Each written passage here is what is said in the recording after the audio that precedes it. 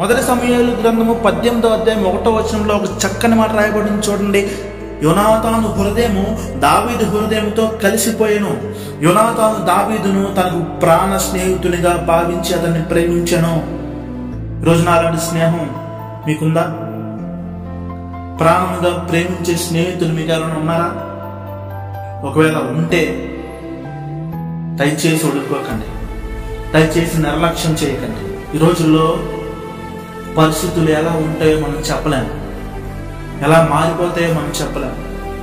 ఆ రోజుల్లోనే దావీదు యోనాతాను చేసిన మేలులకు కృతజ్ఞతగా ఏదో ఒకటి చేద్దాం అని అనుకున్న టైంలో యోనాతాను దావీదు కళ్ళ ముందు లేకుండా పోయాడు. ఒక బలమైన యుద్ధంలో యోనాతాను మరణించి దావీదుకి అందనంత దూరంలోనికి వెళ్ళిపోయాడు. దానికి ఎంతో బాధపడ్డాడు దావీదు. చేసిన మేలుకి కృతజ్ఞత చూపించలేకపోయాని అని ఎంతో దిగులు పడ్డాడు. కాబట్టి మిమ్మల్ని ప్రాణముగా ప్రేమించే వ్యక్తులు మీ పక్కన ఉన్నప్పుడే వారి విలువ తెలుసుకొని వారితో స్నేహంగా ఉండడానికి ప్రయత్నం చేయండి. సొలొమోను రాజు సామెతల్లో ఒక అందమైన మాట రాస్తాడు, నిజమైన స్నేహితులు విడువక ప్రేమించును అని. ఒకవేళ మీకు నిజమైన స్నేహము దొరుకుతుంటే ఆ నిజమైన స్నేహానికి కృతజ్ఞతగా మీరు కూడా నిజమైన స్నేహితులుగా ఉండాలనేదే బైబిల్ చెప్తున్న మాట.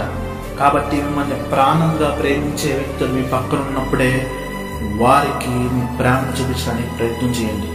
ఒకవేళ నిర్లక్ష్యం చేశారా, ఏదో ఒక రోజు ఎందుకు నిర్లక్ష్యం చేశానా అనే బాధపడే పరిస్థితుల్లోకి వెళ్ళిపోతారు.